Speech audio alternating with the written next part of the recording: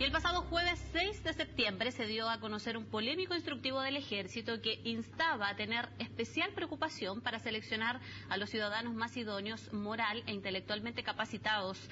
Luego, el documento afirmaba que se debe excluir a aquellos que presenten problemas de salud física, mental, socioeconómica, delictual, consumidores de drogas, homosexuales, objetores de conciencia y testigos de Jehová. El ministro de Defensa, Andrés Salamann, condenó el instructivo y pidió una investigación interna para descubrir a los responsables y que debía entregarse este lunes a las 10 de la mañana tanto al alto mando del Ejército como al Ministerio de Defensa. Queremos conversar sobre este tema y las repercusiones que puede traer este caso. Estamos ya en contacto con el sociólogo Manuel Antonio Garretón, quien gentilmente ha atendido nuestro llamado para conversar con CNN Chile. ¿Cómo le va, Manuel Antonio? Muy buenas tardes. Hola, ¿qué tal? ¿Cómo está usted? Muy bien, gracias. Agradezco mucho su tiempo y bueno, quiero partir preguntándole, el comandante en jefe del Ejército había dicho que hoy se recibían los antecedentes y hasta el minuto, son las 4:32, no ha habido pronunciamiento sobre este tema. Antes de ir a lo más medular, le quiero preguntar, ¿le parece que deberían ya haber declaraciones respecto al proceso investigativo, que no se debió haber dilatado tanto quizás la respuesta respecto al plazo que se cumplía hoy? Bueno, yo entiendo, y no me voy a meter en cosas que no son de mi incumbencia, pero entiendo que si el Ejército se compromete a entregar un informe en un determinado momento y no lo cumple, imagínese usted cómo sería una situación de emergencia de otro tipo, que el Ejército no cumpla puntualmente una de las cosas que se supone básicamente a las Fuerzas Armadas, entre otras cosas, es la eficiencia respecto de transmitir la información o cumplir con los compromisos en los tiempos adecuados.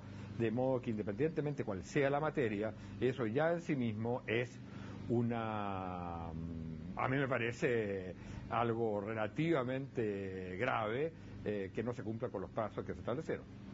¿Qué pasa, Manuel Antonio, con esta especie de modernización que tenía en cierto modo el Ejército? Estaba tratando, y lo había hablado ampliamente también, de acercarse a la sociedad civil a través de distintos elementos, mezclado con la tecnología, con la modernidad, haciendo actividades también que tuvieran mayor relación con la sociedad civil. Sin embargo, surge esto. ¿Le parece que esto va un poco en contra de esta modernización de la institución a la cual se aspira? Bueno, yo tengo la impresión que hay una comprensión relativamente estrecha del concepto de modernización, como que fuera estrictamente modernizar los instrumentos, los implementos, los objetos, en este caso el armamento, y por otro lado los mecanismos para asegurar una eficiencia en el uso de ese armamento. Y no se entiende que la modernización supone el poner a la institución en relación con la sociedad. Es un hecho que había habido avance en materia de una mayor preocupación por parte del Ejército de su relación con la sociedad, pero esto es evidentemente un retroceso o una prueba que se ha entendido muy estrechamente este concepto. Decir que al Ejército deben entrar solamente los que tienen una mayor preparación intelectual y moral, y al mismo tiempo excluir y decir que homosexuales, sectores pobres, denominaciones religiosas no corresponden a esa categoría moral o intelectual, es simplemente una ofensa a todos los chilenos. Parece muy claro que aquí no es solo un problema de este instructivo, hay toda una visión de la sociedad, toda una visión de lo que es en la época contemporánea una Fuerzas Armadas que está muy atrasada. Pongo un ejemplo. Se supone que las Fuerzas Armadas están para defender la integridad del territorio. Hoy día la amenaza principal a la integridad del territorio no es los ejércitos de países vecinos ni nada parecido. Tiene que ver mucho más con los temas de contaminación, de terremotos, catástrofes naturales, ese tipo de cosas. Entonces se supone que las Fuerzas Armadas, si quieren ayudar a defender la integridad del Ejército en temas que no son estrictamente de militares, pero que sí son de defensa de la integridad, tendrían que cambiar totalmente su actitud, su relación con la sociedad chilena. Y en ese sentido, tener una especial sensibilidad a lo que son los grupos más vulnerables o los grupos más excluidos de la sociedad. En cambio, aquí lo que se hace es exactamente lo contrario, es decir, las Fuerzas Armadas no tienen nada que ver con sectores que tengan ciertos niveles socioeconómicos o con sectores que tengan determinada orientación respecto, por ejemplo, de temas como la sexualidad o orientación cultural, y es evidente que esos son los sectores que enriquecen la diversidad de la sociedad chilena. Ahora, el problema no es solo, a mi juicio, el de este instructivo, insisto,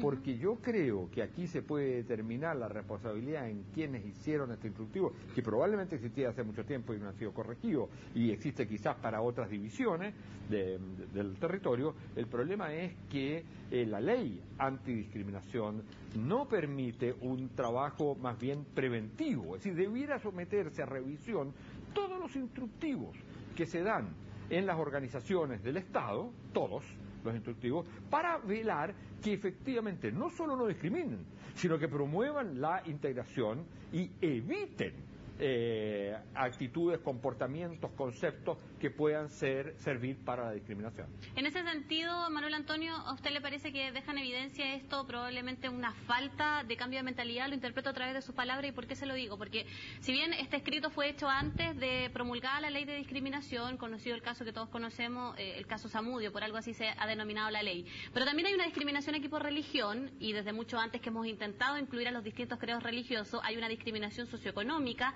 y desde también bastante tiempo que hemos intentado tratar de dar oportunidades, o al menos a eso se aspira como sociedad. Sin embargo, al parecer esto deja en evidencia que hay instituciones importantes que parece que no han tomado tan de la mano este compromiso. Claro, a mí lo que me parece obvio que el instructivo tiene que haber sido hecho antes de la ley, porque si hubiera sido hecho después sería simplemente un dolo, sería un atentado a la ley hecho explícitamente contra algo que se conoce. Usted sabe que la ley se presume conocida. Luego yo parto de la base que esto fue hecho antes, pero lo que cabía hacer en el momento que sale la ley, que obviamente intenta cambiar la mentalidad acumulada, desarrollada durante mucho tiempo, cada institución tendría que haber hecho una revisión de hasta qué punto las normativas que tenía internas se adecuaban al espíritu de la nueva ley. Esa era la obligación moral. Y yo diría no solo moral, la obligación legal, era adecuar las normativas a la nueva legislación. Ahora, es evidente que pueden haber religiones que planteen una objeción de conciencia a sus fieles, que los fieles pueden plantear una objeción de conciencia de no usar armas, de no participar en actividades de las Fuerzas Armadas, pero queda a la decisión personal de cada uno de esos fieles de decidir si quiere o no quiere. No puede ser el ejército que lo impida. O sea, en materia religiosa aparece absurdo meter que el ejército diga, mira, de esta religión sí, de esta religión no.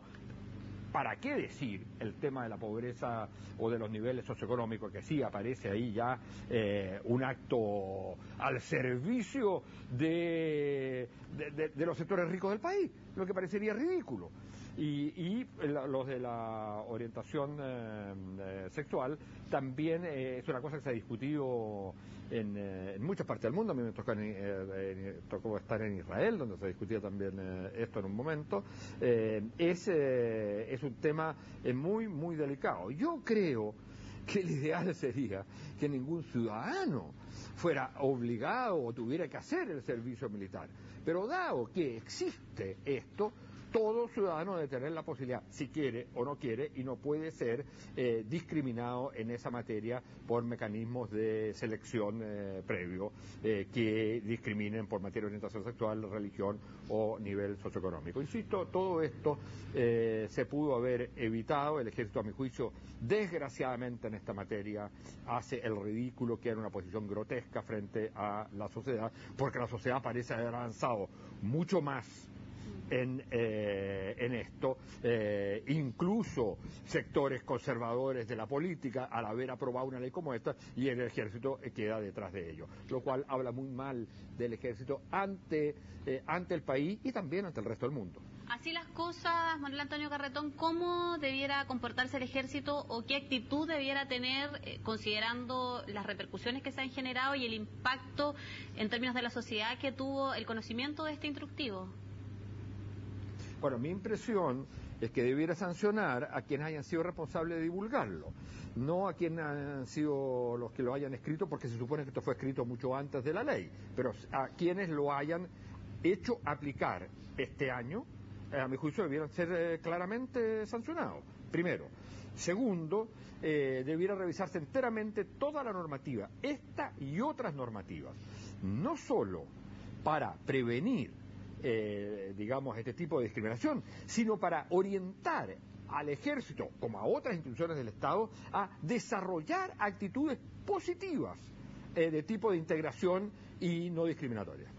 La respuesta que se entregue había dado de plazo el comandante en jefe durante esta jornada. Él, sabemos, ya recibió los antecedentes, se evalúa si es que se va a entregar hoy día alguna declaración pública o algo así que nosotros podamos tener conocimiento, pero a su juicio la respuesta debiera ser considerada para ver en el fondo hacia dónde apuntamos finalmente con el ejército, porque hablábamos al principio de la modernización, que bien usted nos explicaba, parece ser desde una arista, sin embargo no de la otra. ¿Podría ser este quizás el punto de inflexión para generar ese verdadero cambio que apunta más a lo que tiene que ver con lo social, con la sociedad? Bueno, yo creo que sí, yo creo que esto simplemente no puede quedar como materia de un instructivo interno. Tiene que haber, habrá que modificar la ley en términos tales de hacerla tan clara que el ejército no tiene autonomía para actitudes que aunque las considere de mayor eficiencia o aunque sea de acuerdo a sus propios criterios, no tiene autoridad para dictar normativas que vayan en contra de las leyes generales del país. Pero para eso, incluso a mi juicio, hay que perfeccionar esta ley y dar instrumentos para intervención en las normativas de las organizaciones del Estado, entre ellas de la del Ejército y de la otra rama de la Fuerza Armada, para que se desarrolle valores éticos de integración, de comprensión, de pluralismo, que permitan realmente que el Ejército sea una expresión de la sociedad y no una imposición de una casta extraña al resto de la sociedad. Usted me hablaba de la necesidad de cambios en las otras Fuerzas Armadas. ¿Le parece a usted que esto es un hecho aislado o que podría repetirse también en otras instituciones? No tengo el conocimiento como sean los instructivos en las otras instituciones. Tengo entendido que han habido problemas en otras de las ramas, no me recuerdo si en Carabineros, han habido problemas respecto de aceptar o no aceptar personas de orientación sexual que no sean las consideradas clásicas. O sea, mi impresión es que puede haber actualmente normativas o actitudes informales, pero de algún modo protegidas de sanción, que sean contrarias a la aceptación de las diversas orientaciones sexuales que se consideran legítimas según la ley y por lo tanto no pueden ser deslegitimadas por ninguna institución subalterna del Estado como son las Fuerzas Armadas. ¿Qué pasa con las confianzas y también, Manuel Antonio Garretón, con este nexo que debiera haber entre ciertas instituciones y la sociedad civil?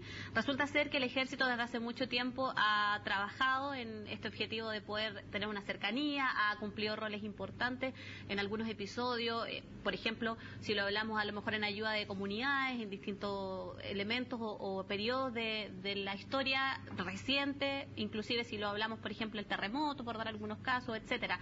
¿Qué pasa con la confianza que en el fondo ellos buscan ganar y que en cierto modo se podría transgredir a partir de estos hechos que impactan a la sociedad? Yo creo que gran parte de la confianza que podría tener la sociedad, y entiendo que se había avanzado en eso, gran parte de la confianza que podría tener el país en instituciones del Estado y en este caso particular de las Fuerzas Armadas y del Ejército, aumentaría si existiera algún organismo en que participaran sectores civiles que vigilaran las normativas que estas instituciones emiten. Es decir, yo creo que el asunto va no solo que las Fuerzas Armadas y pensando por ejemplo en Carabineros controlen las actitudes de la ciudadanía, eso debiera cada vez restringirse más y cada vez más debiera existir un cierto control, habría que buscar mecanismos de control de la ciudadanía o de instituciones de la ciudadanía sobre las normativas que estas instituciones hacen, de modo de evitar que sean un gueto. ¿A eso apunta el cambio o usted insiste en una especie de institución civil que pueda supervisar? Porque a la larga, claro, esto puede quedar en el pasado, quizás podemos tener algunas reacciones, podemos tener también efectos como los que usted nos mencionaba, pero en el fondo la gran pregunta es cómo garantizamos que en el futuro no vuelva a ocurrir, independiente, yo le hablo de la mentalidad, independiente de si existe el documento o no.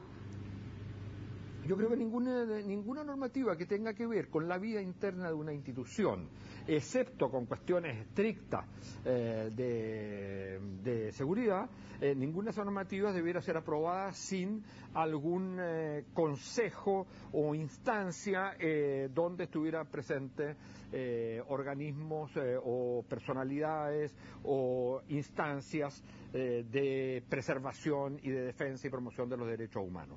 Es decir, a mi juicio, normativas como estas debieran ser visadas por instancias especializadas en materias de derechos humanos, que si existe podría ser el Instituto Nacional de Derechos Humanos, si no existen habría que crearla. Ya para concluir, Manuel Antonio Garretón, ¿qué esperaría usted como primera respuesta? Porque claro, una cosa es lo que esperemos en la determinación final de esta investigación, pero la primera respuesta, una vez reunidos los antecedentes por parte de la Plana Mayor del Ejército.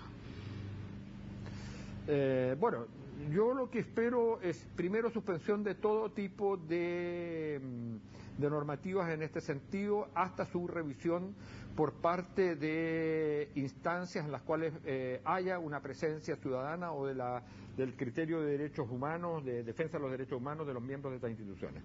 Y segundo, creo que tiene que haber de todas maneras algún tipo de sanción por esta vez. Tercero, anuncio inmediato de un proyecto de ley que perfeccione la ley antidiscriminación, de modo que se evite esto y se promueva al interior de las instituciones estrictamente la defensa de los derechos humanos de quienes participan en ella.